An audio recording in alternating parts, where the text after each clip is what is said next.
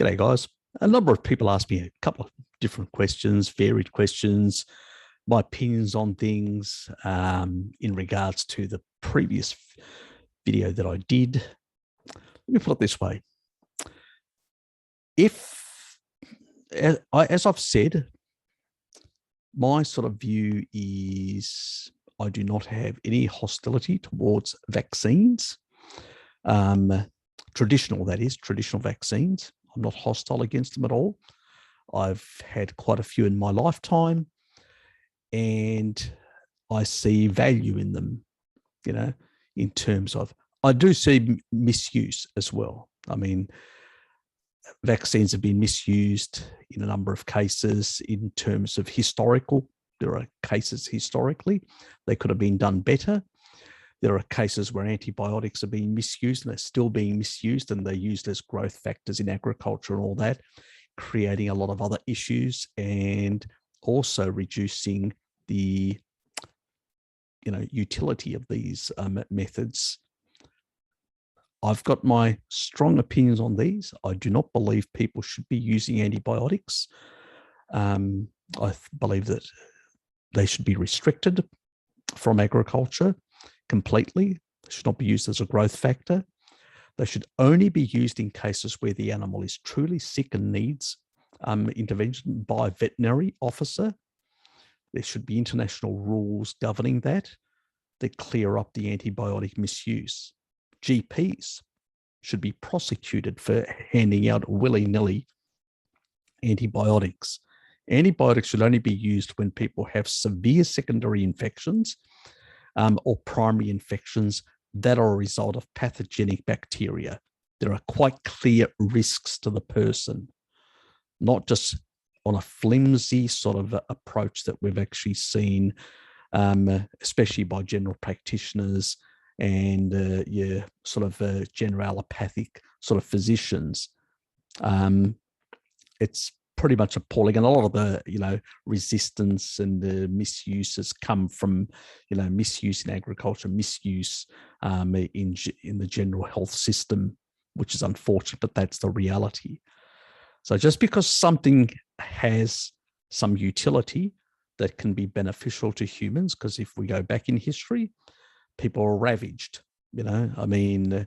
Syphilis was endemic and killing many people and causing all sorts of disfigurements and all sorts of conditions. Antibiotics fix that. There are many other things, the bubonic plague. Occasionally we have plague outbreaks because of antibiotics. They don't get any legs to create any problems or pandemics anymore. So they have their place, all these things, but they can be misused. And I think that we need to balance those things.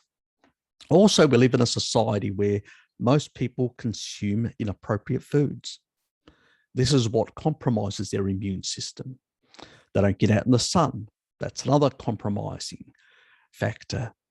I mean, Mary Ruddock, in one of my interviews where we actually chatted about some of the actual ancestral people and also some of the tribal people that she's actually visited, she noticed the children that have gone to schools and are not on their traditional diet, that are consuming, seed oils and refined flours and stuff like that, basically having issues. That means they go back to their tribal homelands when they're on holidays, and they're more susceptible to pathogens in the environment where before they weren't.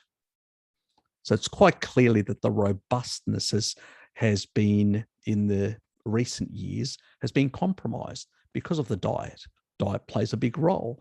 I know Sean Baker's talked a lot about it. I've talked about it a lot, so has Bart and many others in our community, and even in the general low-carb community, the paleo community, all these sort of communities.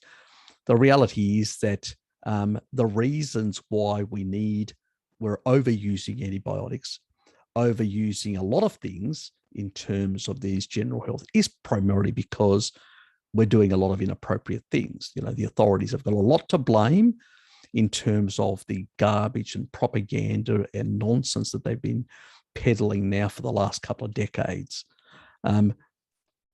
these are the key sort of reasons, but at the same time, these things have utility because, as I've pointed out, even people on an ancestral diet, and it's the reason why I don't subscribe to the terrain theory.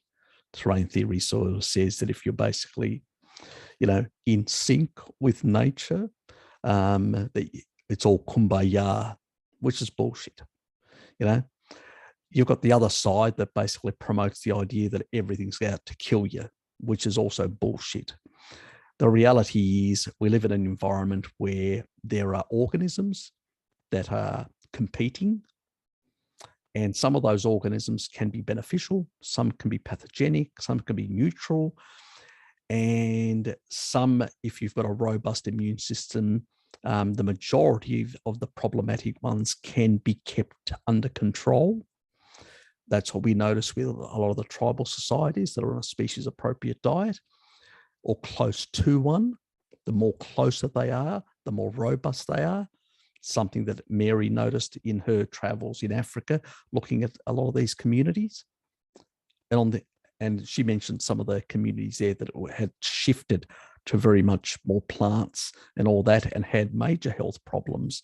There were a couple of communities there that she actually visited. So these are really important insights because these are populations that, due to a lot of Chinese investment into Africa, we're seeing this sort of rapid development of Africa. And as a consequence of those areas, we're actually noticing these shifts from traditional tribal ancestral to sort of modern, and we're seeing a lot of these, toxic foods or refined sugars or refined oils coming into these societies and actually seeing the consequences of those. But at the same time, as I've pointed out, the North American Plain Indians, they were on an ancestral diet, while the numbers of people that were in agriculture, in the localities, when you're looking at the Caribbean, we're talking about the southern states of the US, some of those still had some level of agriculture. When the conquistadors came in from Europe and brought a number of the Eurasian diseases with them, those populations were decimated. Some of them up to 90%, because they had no immunity to these diseases. Even some of the ancestral populations suffered some level of, deaths, but they were far more robust. Their numbers were much lower in terms of loss, which shows that basically are healthier.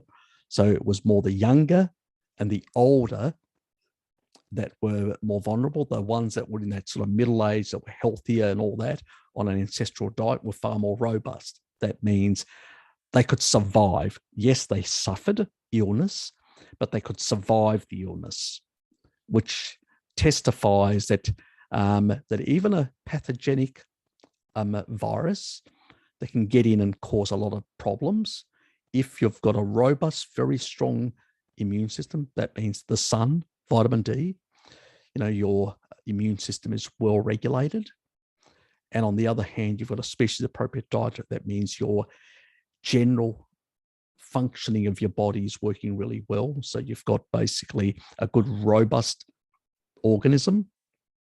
That means your detox systems are functioning, your liver's not clogged up, your gallbladder's not stuffed. You've got functional stuff to be able to detox, to basically excrete excess of anything. All this robustness is what gives these populations better survival, especially in that middle sort of age period. They still had infant mortality, let's be honest, the harshness of any environment. That's why they also bred more. But because they were on an ancestral diet, they could have more offspring. So it wasn't a problem in that regard. Like a lot of other animals living in a hostile environment suffer similar losses. So we were no different in a lot of regards.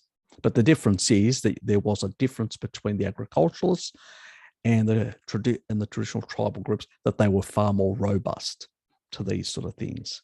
So, in some cases, and that's why I've said, it's sort of a mix of terrain and, in that regard. But it's really less of a terrain and less of a, I sort of step away from the terrain theory or the sort of,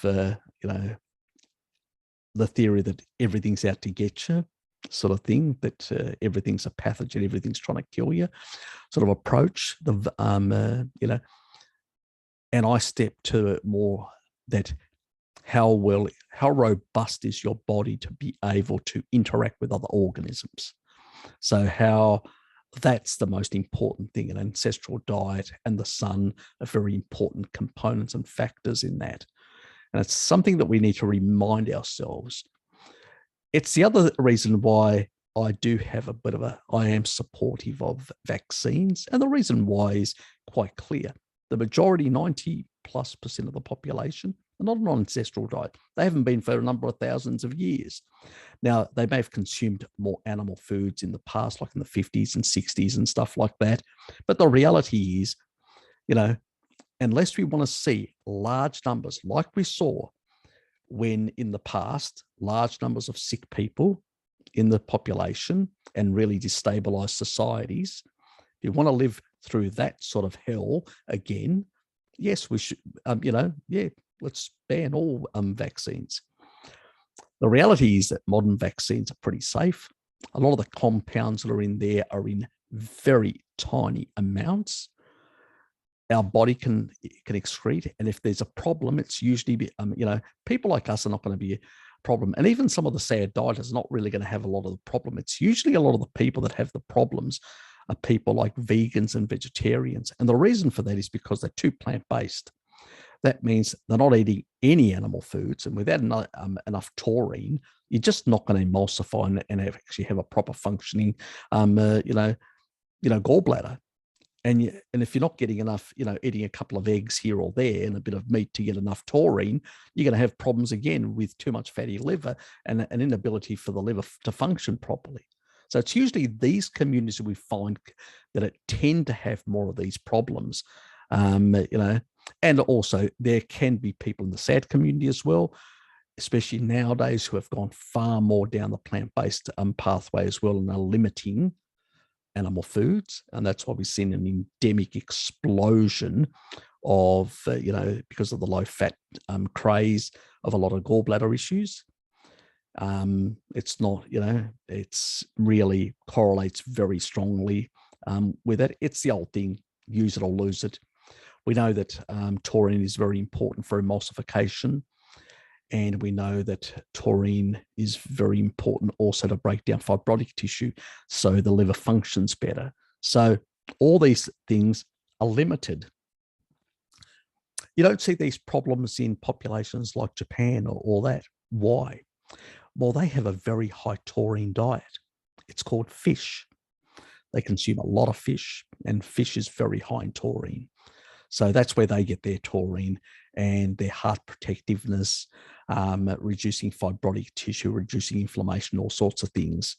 So they're not getting it from red meat. They're getting it from fish primarily. They do consume some red meat, don't get me wrong, but primary source for taurine in their diet is coming from there. These are the why these populations, are far more robust, because they do have a very meat heavy. It's primarily fish in case of the, general Japanese population.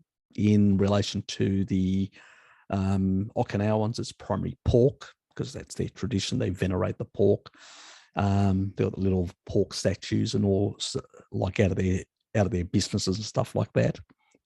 They got the golden ones. You need the golden ones.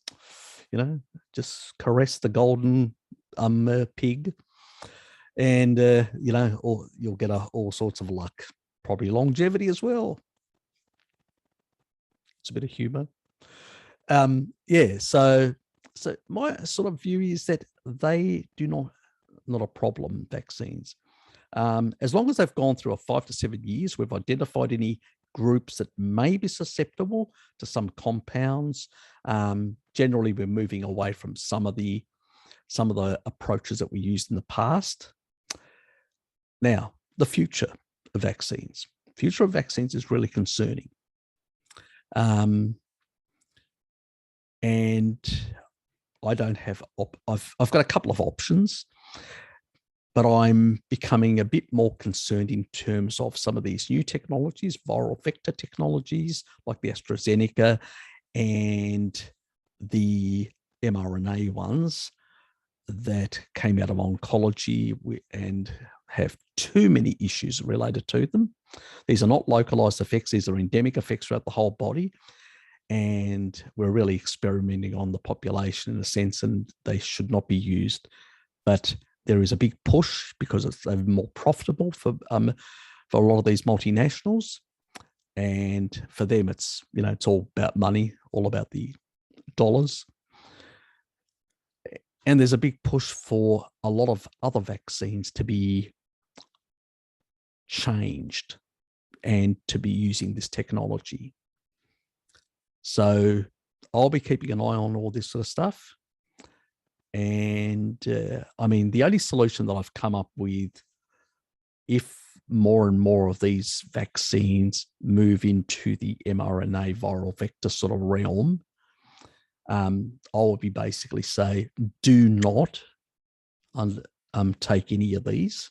And I'll probably recommend people go overseas and go to some third world country where they still are using some of the traditional ones, because they're not on patent, they're cheaper, and those countries can afford them. So that may be the option for a lot of parents in the future, to go offshore for their vaccinations and not within the developed countries, because they're going down this sort of new technology approach, which has got too many issues associated with it. I mean, I've already covered this. I've shown you some of the oncology field that have talked about the side effects, which they talk to their patients about the side effects and all that. And I think I've covered it in ad libitum. But let me just go through some of my questions as well. Just share my screen. And okay, so that was the recent video. So people have asked me a whole lot of questions and all that sort of stuff. And I've covered a number of points here on a number of these sort of related issues. Donald's a bit excited about a couple of these things, and I've put my points out. What I think about a lot of these sort of things. My personal view is that our bodies, if they're healthy, in a good state, they can detox practically anything.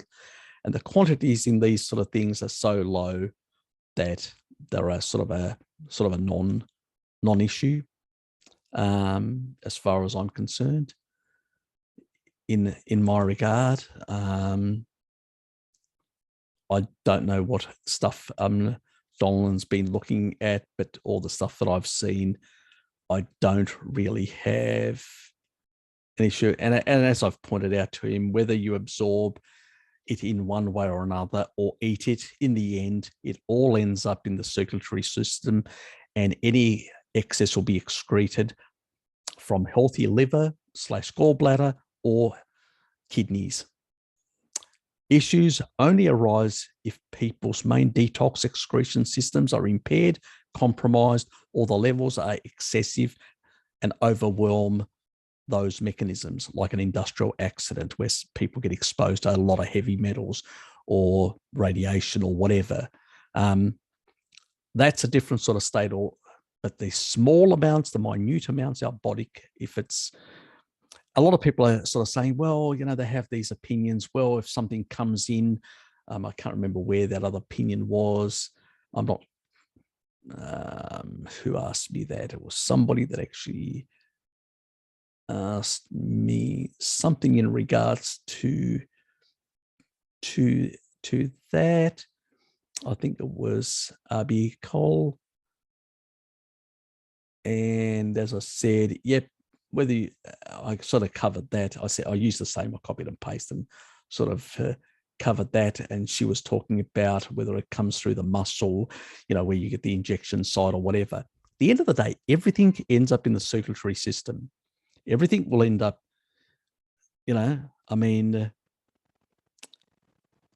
you can't get it into the brain without going through the blood stream, okay, or the lymphatic system. You can't get it in any organ or any part of the body. Everything will circulate through your entire circulatory system of your body.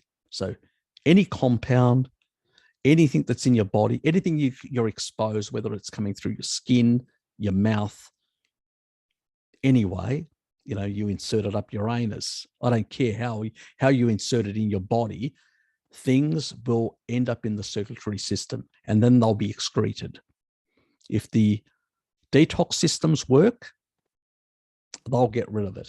And if it's in a small amount that it doesn't overwhelm the detox systems, your own systems to clear out these sort of compounds, it's not going to be an issue. I think I made a point. This was a bit of a comical point, because sometimes just basic logic, sort of common sense logic. I mean, Heinrich sort of said about the alcohol, potassium chloride, it's aluminium. Don't worry, the level was all sorted out. As I said, it's so funny how so many people get overexcited about small amounts of this or that compound in vaccines while guzzling down large amounts of alcohol, toxic seed oils, and putting other poisons like tobacco into their bodies. And that's a reality. A lot of people are just doing all sorts of things, and then they get all wound up, concerned, and literally have like a mental breakdown nearly over small little amount of compounds. It's so little, the body can excrete them, can deal with them if you've got good functioning. The reality is, when you look at heavy metals, there's far more heavy metals in other things that we do and eat than there are in vaccines. There are massive orders, as I've shown with aluminium, but even in many other things. Also, we're exposed in the environment. Just, depending on the city you're in, which part of the world you're in, there are going to be heavy metal compounds in the you ingest. So if you're in a place like New York or Los Angeles, all that, I can tell you're ingesting shitloads of heavy metals while you're walking around the streets. So compared to something that you will take in is so little. You want a child that's actually robust and healthy, give it a species appropriate diet, and it will be able to detox anything you throw at it, even in this sick environment, our modern cities, the way they are. Kids are only going to be, if you put them on a kibble diet, you give them an inappropriate diet, you make them unhealthy, you don't give them enough taurine to grow, you basically undermine their ability to function properly, then yes, then they may have problems where they may end up a cesspool of toxins because their primary detoxification systems don't work because they're not eating a species appropriate diet, or even a veganurized diet. And we've already seen young kids die from a veganurized diet. I mean, that's just, and some of these people have been like not even in 6 cities. Can you imagine how quickly the child would have died if they were in a major city with a lot of heavy metal toxicity in the environment? So, I mean, we need to view things in perspective in that regard. As I said, there are some compounds that I am critical about if they are put into vaccines that potentially could cause some reactivity in some groups or whatever. Some of these things have been identified, some of them haven't, but that's for another day, another conversation. I've always been thought about going through and actually looking at every single vaccine and sort of covering a lot of the points, but that's for a future day. It's not a high priority for me, in a sense, at this stage. I kept on getting dragged back to this subject, but it's not a critical thing in that regard. I don't see it as a major thing. The reality is, if you get exposed to measles or tuberculosis or whatever disease you get exposed to, what the vaccine is giving you is in a deactivated form of what you would get exposed to. The difference is it's not going to run riot. You're going to acquire some level of, immunity which means that you're going to be less susceptible in the future. But can you basically become sick of these diseases even if you've been vaccinated? Potentially. If you've got a weak immune system, if you've got a weak body because you're eating species inappropriate, yeah, you're going to be more vulnerable. But, these are the sort of people, the general community nowadays, the way they are far more vulnerable. They probably do need these things, because otherwise, if they didn't have these vaccines, they'd even be more vulnerable to death at an early age, because basically they are so compromised in a number of ways. They need all the help they can get, so to speak. So I don't see a problem with them. I see a problem when we actually, either compel people, mandate people, or basically try to force people to take something, especially something that hasn't even gone through a 5 to 7 year trial period. And we've seen catastrophic effects from people on the oncology mRNAs after 2 years. So we don't want to see that happen to a lot of people that have taken the Pfizer and Moderna. So I'm sort of trying to encourage people to get the information out to those people that have already taken that, inappropriate and unsafe jab, in my personal opinion, that they should basically, rethink some of this sort of stuff in that regard. On that sort of point, let me just see if I can find.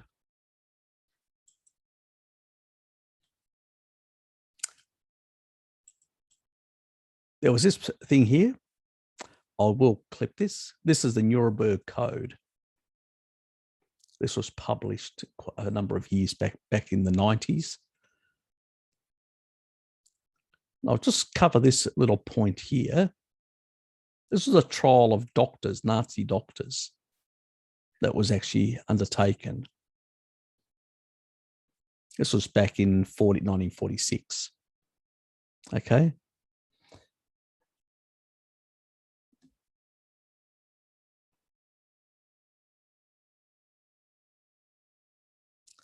In this article, I will explain the important role of physicians had in the prosecution of Nazi doctors and in the formulation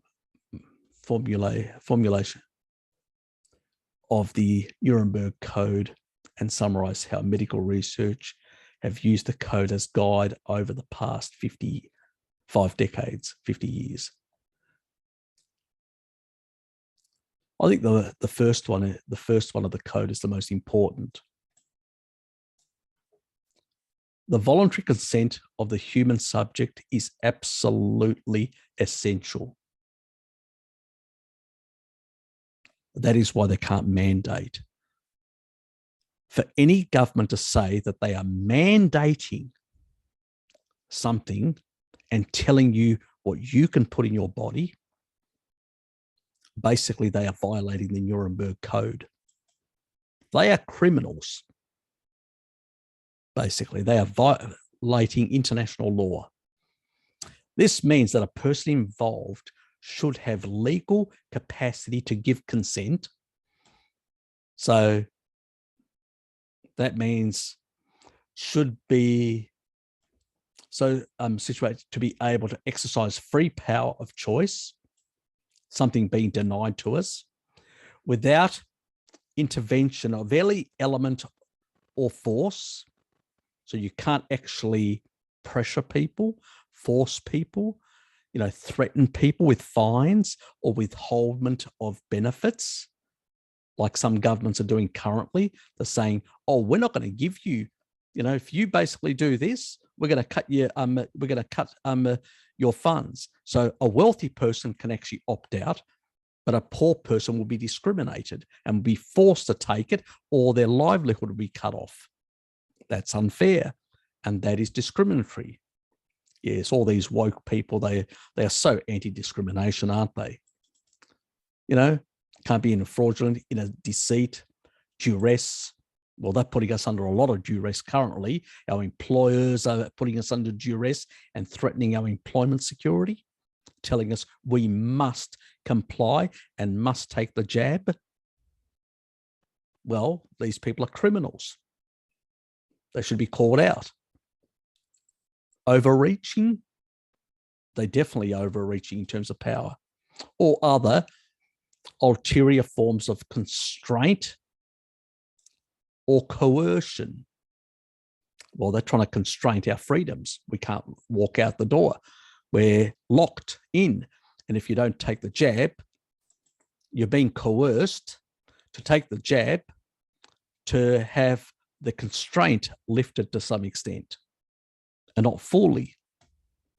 You should have sufficient knowledge and comprehension of the elements of the subject matter involved as to enable him to make an understanding and enlightened decision.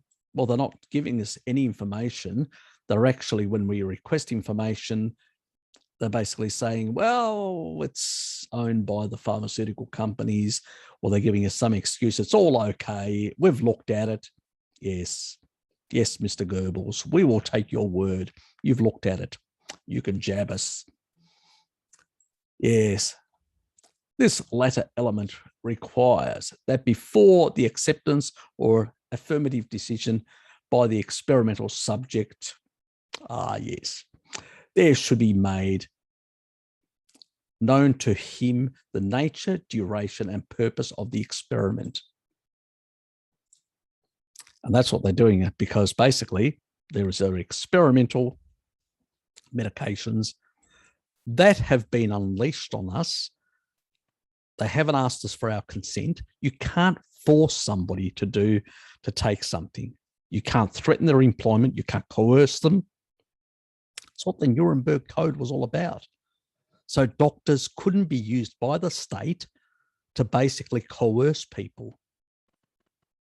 What's happening today? We're being coerced. We're being threatened, cajoled.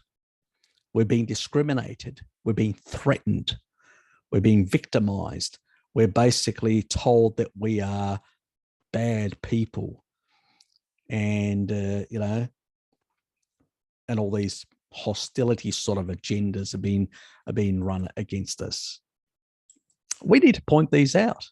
We need to point these out to the average person, but because I think the average person doesn't really understand that. They've been so manipulated, so brainwashed to thinking that the experts, we know what experts, the last 40, 50 years, have made people sicker, these so-called experts. They made people sicker, unhealthier, and they've created far more suffering than you can poke a stick at. That's the reality. These people basically are behaving in a criminal manner. As far as I'm concerned, they don't deserve any respect. And I think at some point they will be called, at some point there will be class action, and people will take action against these people. And also they're trying to create on top of that, if that's not enough, they're trying to create a Chinese-style social credit system. So if you're a good citizen that takes the jab, you'll be allowed to basically go anywhere within reason. They'll still be on the streets asking you, why are you here? Have you had the jab? Should you be circulating and putting at risk people? Yes. There's another video. I'll put a link for this people to see. This was sent to me by a friend. Actually, somebody that I know for a number of years now, outside the YouTubia world, social media world, Tasmanian, so to speak. A final warning to humanity from the former Pfizer chief scientist, Michael Yaden. So basically, he's a doctor that worked for Pfizer, pretty much heavily involved.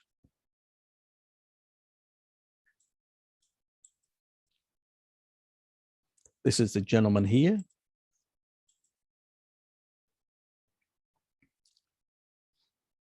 I'll put a link to it so people can go and watch it at their own.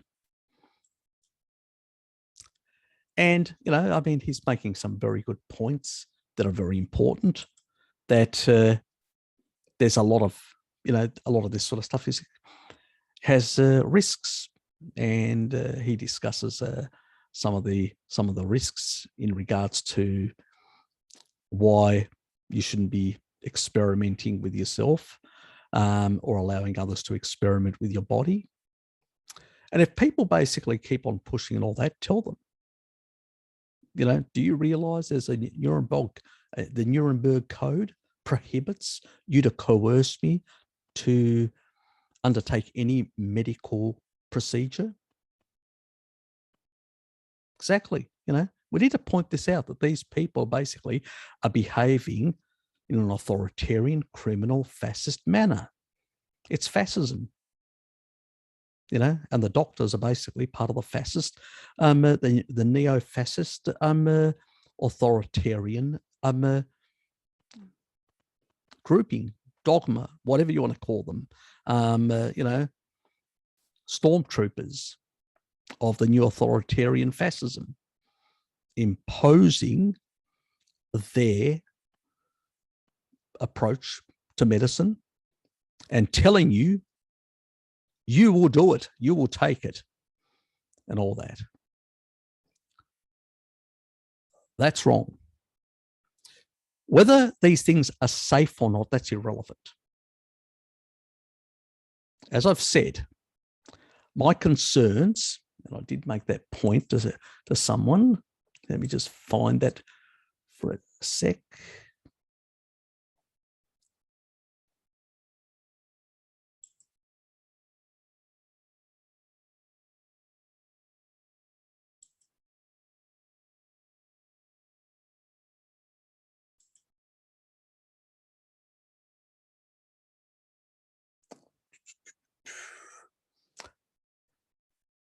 Okay, this was AG, and I said, hard to say, mate. We are extrapolating from the mRNA viral vector oncology side effects and some potential issues due to cell incorporation or DNA issues. But as yet, all of this is speculative. Only time will tell. I just approach things from a precautionary principle. Since a good vitamin D status can protect me from respiratory infections like COVID, why take the risk? And I also say Novavax is a travel option for me and others for their job security options. But we shouldn't be forced for any option. There should be no mandated passports, vaccine passports, or mandated procedures and all that to force people to undertake medical procedures against their will, because that's what they're doing. They're coercing and threatening and pressuring and doing all sort of these things. At the end of the day, we may find 5-7 years down the track that some of them are problematic, and we may identify exactly which are risk groups, which aren't, which, some people may have a catastrophic result, and some may just cruise through it without any problems. Currently, we don't really know who's at risk, and they are basically haven't identified because they haven't done the 5 to 7 years. And since there are other things that we can mitigate a lot of this sort of stuff, like with vitamin D and ivermectin and many other things, why such a hurry? Oh, yes. Oh, Pfizer needs to make their profit, their quarterly profit record. That's right. I forget. We can't actually deny Pfizer a good profitable year. Now, can we? Fuck me. Yes, exactly. That's not the purpose of government. The government's there to basically, provide services to regulate us, and things, and make sure that, people are not abused, discriminated, criminal things are done to them, to provide protection with the police force, but not to use those forces as coercive means to pressure them to do things, against their own freedom. That's what I'm criticizing heavily, Bart and many others. I personally don't tell people how to live their life. I don't tell people whether they should or shouldn't take the jab. I just tell them that there are risks. I explain what the risks are. I've shown some evidence about in the oncology field of these risks, and many other people have done the same thing. I've also slapped down some of the pseudo nonsense that people are peddling out there about the prions and all the other sort of stuff about some of the compounds in there, that it's just nonsense because it's not really relevant. It's not the real problem of these. It's the autoimmunity and a number of other things which have been demonstrated quite clearly, and there's plenty of research. There's plenty of, case studies that, medical doctors have actually undertaken. So we know these things are real. And so those are the things that I base my objections and my opinions on. And when I've speculated that they're on certain things, I've made it quite clear that I'm speculating based on the best understanding that the probability of certain things is high, but it's still a speculation. But I make that quite clear because let's not forget, this technology has not been applied in the vaccine world. It was applied in the virology, in the oncology field, not in the virology field. So this is new. So we are extrapolating from oncology and saying these are the potential risks.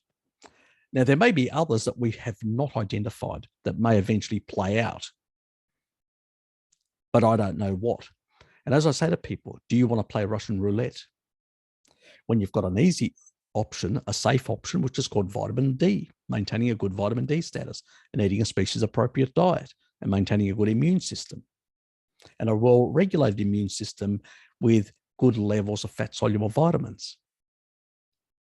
So mine is a reasonable position to take.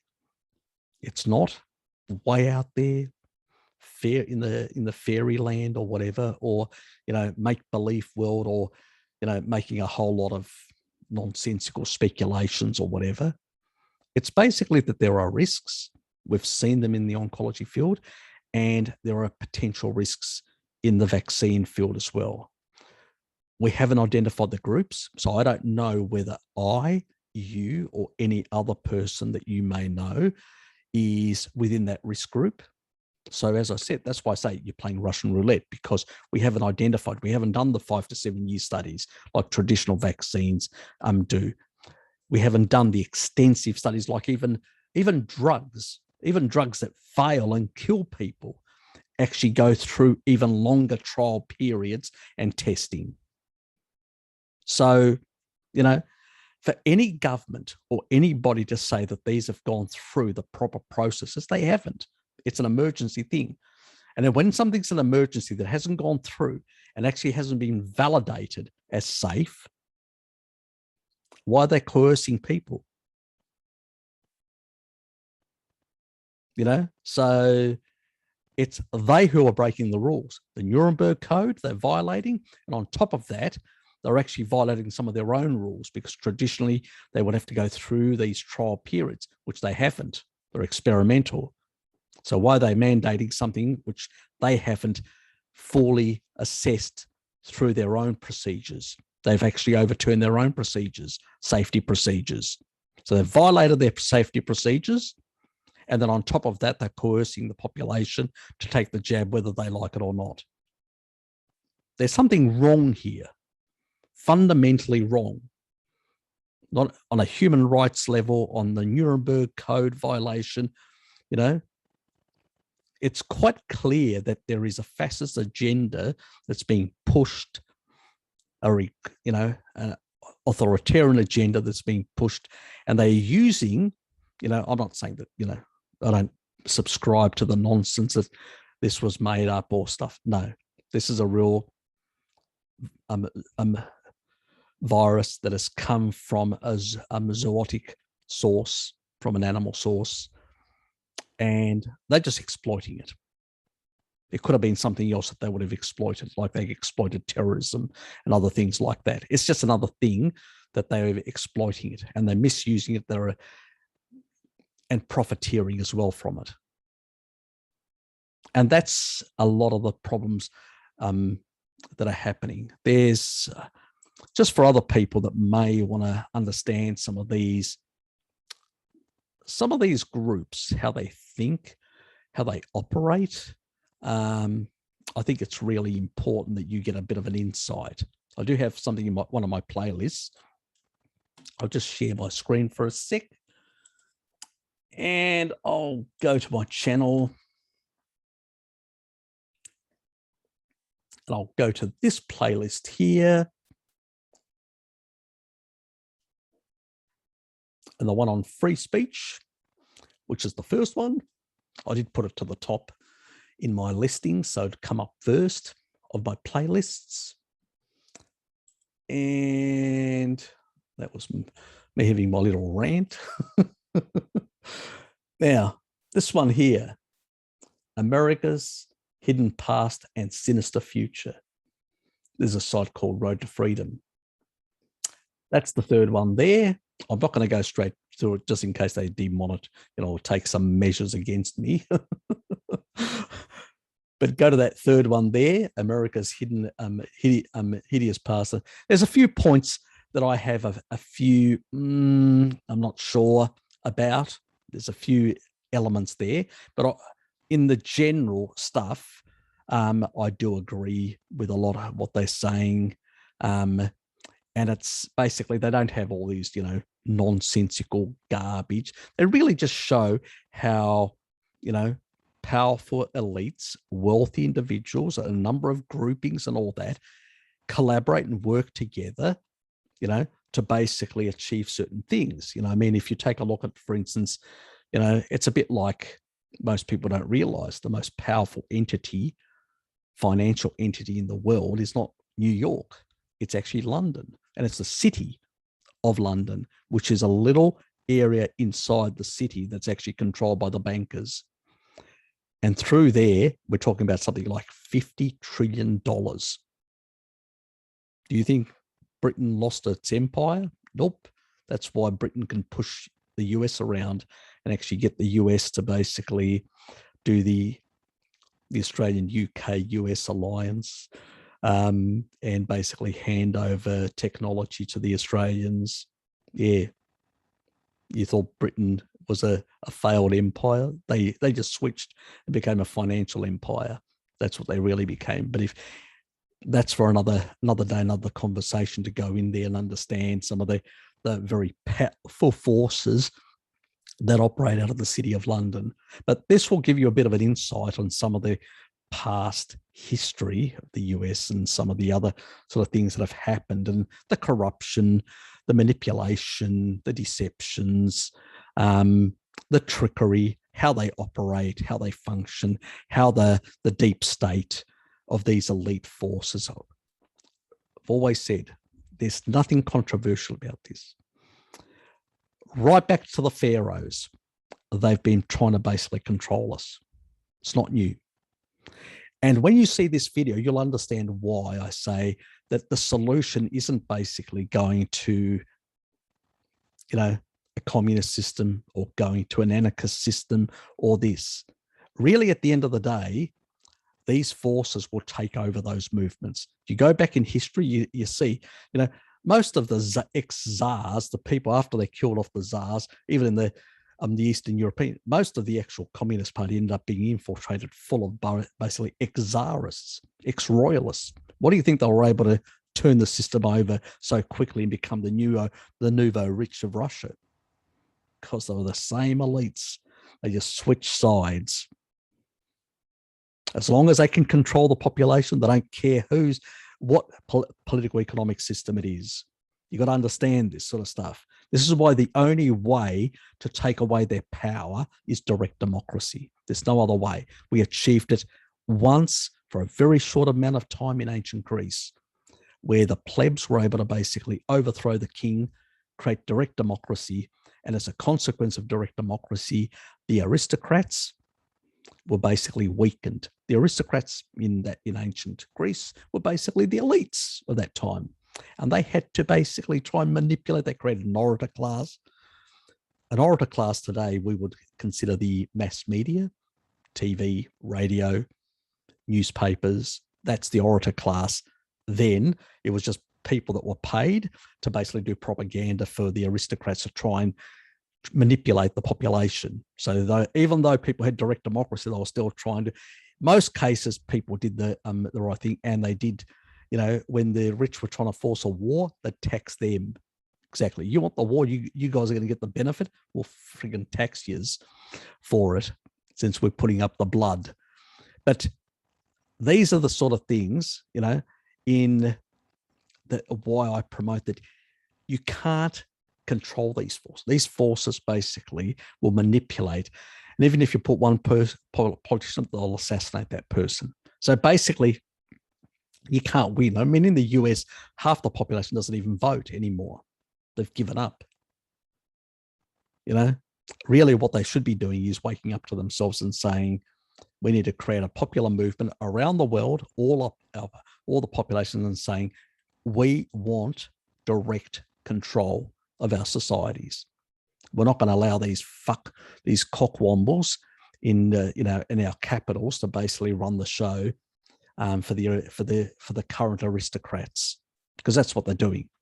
I call them the political aristocrats, or the elected aristocrats, because that's what they are, and the elites behind them are very wealthy individuals that control these people and fund them and all that. There's nothing controversial about this and all that. It's been happening since the pharaohs, But what happens is, look at the pharaohs.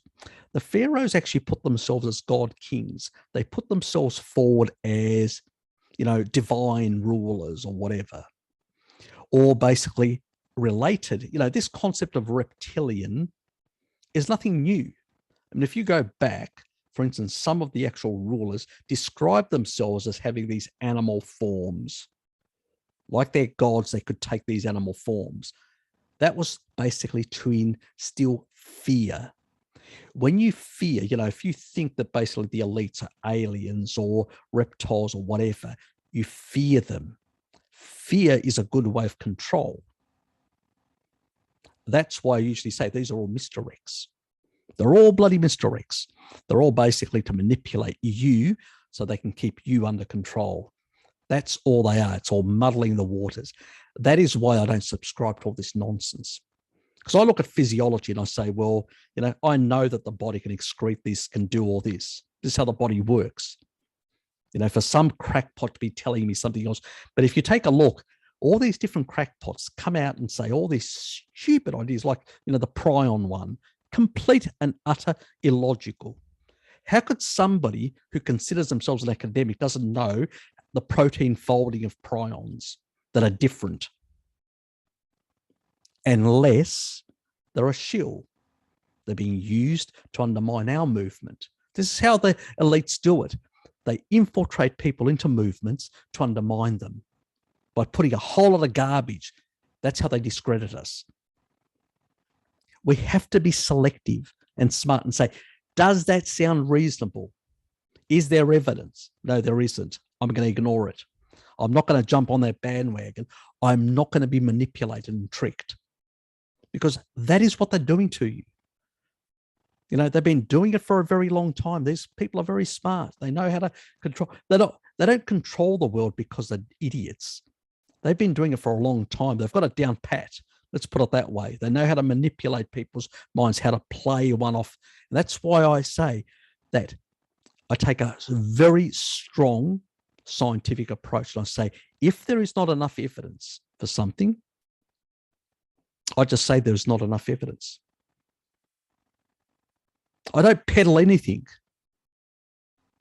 And when I say about certain things that are risks, I say, yes, there's a speculation that there is possible risk, but I don't push that agenda, because then they'll point to me and say, he's a crackpot. And they'll be right. They'll be completely right, because I've got no basis for my argument. The arguments I make are based on past research that I can show that there is a risk factor there. Look at the oncology field. This is the same technology. There's a risk factor. Simple as that. There's nothing controversial about saying that. When you stick to good science, to good data, you can't be called a crackpot. And this is why they throw all these different groups in deliberately to divide us. That's how they operate. That's how they've operated for a very long time. We've got to be very smart, guys, and not fall into these traps and start fighting over little crappy things. Oh, this aluminium, or or whatever. Because we fall into their trap because that's what they want us. They want us to be fighting. It's like anybody that's basically opposed to the system, let them create infighting. And that's what they do. They spread rumors, they spread misinformation. They put people out there to basically, deliberately say good things. The best way to hide a lie is to basically incorporate it with a whole lot of truths. So you combine truths with a whole lot of lies, and that's how you hide a lie. And that's what they do. Where you won't get that from people like me or Bart or whatever. If you ask me something, I say, well, here's the evidence. I've got this, or I don't know, or I'm speculating. But I'm not going to basically tell you a whole lot of bullshit, because that's what they do. And they do it deliberately to undermine groups that are against them. So they can actually point and say to the general sheep out there, look what this guy's saying. Completely and utterly ridiculous. They blow it out of the water because they can. And then people basically say, oh, they're all nutters. They're all, these anti-vaxxers or this group or that. They don't know what they're talking about. They're all, because I'm not an anti-vaxxer. I'm critical about this new technology, but I'll be lumped in with them. Guilty by association, even though they are saying a whole lot of crackpot ideas out there, and I've railed against them on a lot of these fronts. And I do have a video that along those lines that I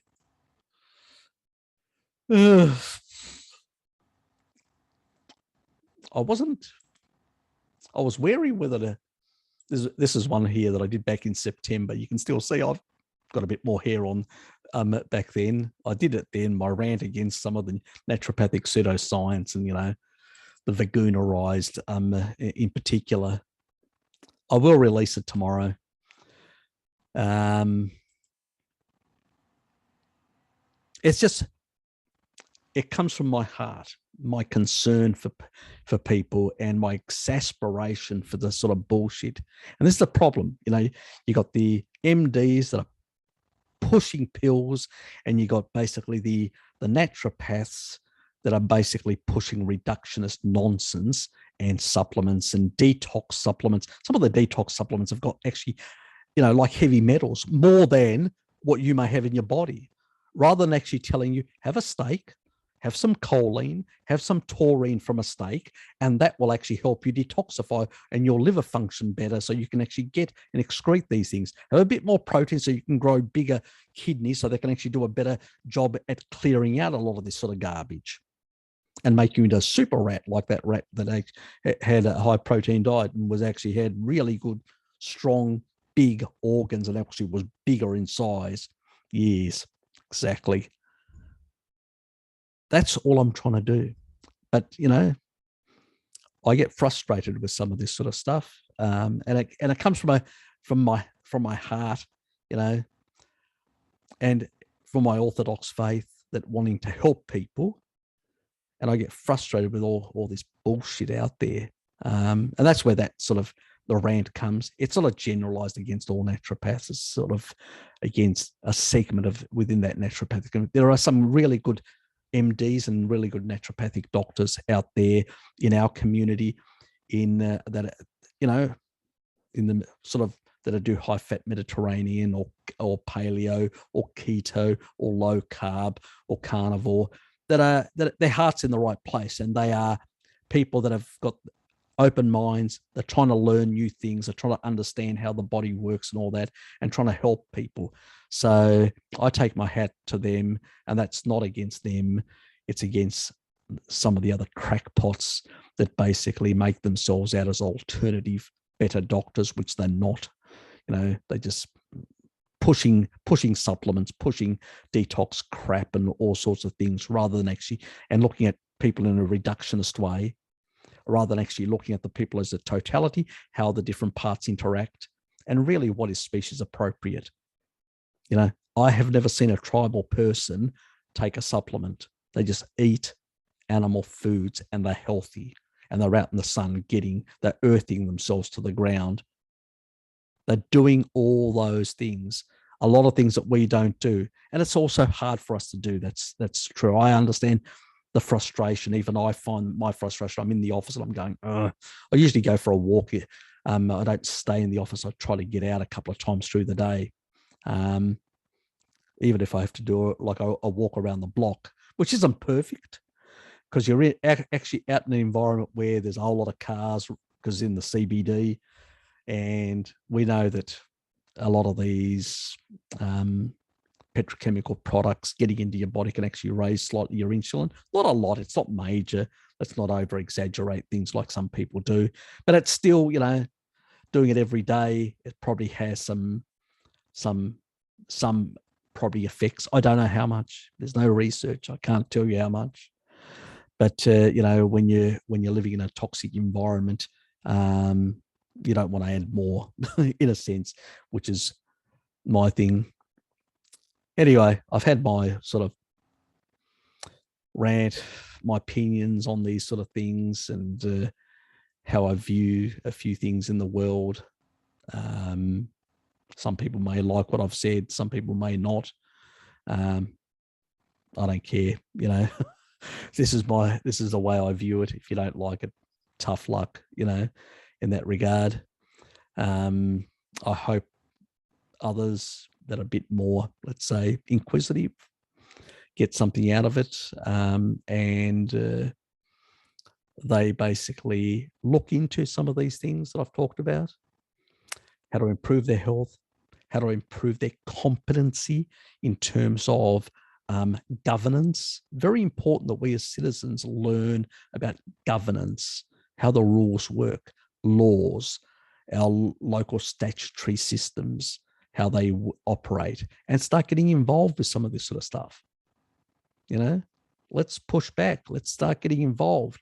The Vagoonerized people are out there on these councils, on these local different bodies, trying to push their agenda. We need to get out there and start trying to push freedom and ancestral diets. That's what we need to do. And that's what will make a difference over time. It will be a long path. It's taken a long path to get here. If you go back 100 years, most people hardly had the vote. We've come a long way in the last couple of thousand years. We've still got a long way to go, unfortunately. But, at least some of us are a bit more enlightened about what the stakes are, what the situation is, and the risks and threats in the future. The biggest threats in the future is totalitarianism. Threat, and it's coming both from east and west. That's the scary part. It's not only coming, China, everybody's pointing that, but just look at our own societies, how totalitarian. They're moving towards a fascist, totalitarianism. So that's just as bad. We need to wake up to ourselves, and we need to push back. We don't need to be violent. We need to be pushing back and trying to encourage other citizens to basically, because at the moment, the vast majority are sheep, and pushing back violently isn't going to help at all. We're just going to marginalize ourselves. We need to push back with good arguments and point these things out. How many of your friends know about the Nuremberg Code? I suspect very few are aware of it. that it's being violated currently. You need to make people aware. You need to write articles. If you're at a a student, publish in your local magazine or student magazine or newspaper or whatever. Put out flyers telling people about the Nuremberg Code and its violation. In your locality, in your city council, make them aware that they're violating, if they're mandating, they're violating the Nuremberg Code. We need to push back on these sort of things, and we need to point these things out. Make them scared, because when you've put it on record and they continue mandating, they are liable, criminally liable, because they are aware and they continue to basically behave illegally. So anyway, I hope I've given you some action points, some awareness of where I'm coming from or how I think. And as I said, some of you are going to love me, hate me, or agree or disagree with a whole lot of different points. That's just normal. It's just human. I got no problems with that. It's a robust, I believe in robust democracy. I believe that people, I don't want people to agreeing with me on everything. I want them to basically be free thinkers, think about things. But at the same time, I'll tell you, if you say something which is crackpottery or nonsense, it doesn't, gel with me based on the research, I'll push back. As you can see in my comments, I'm always, nice about it, but and informative.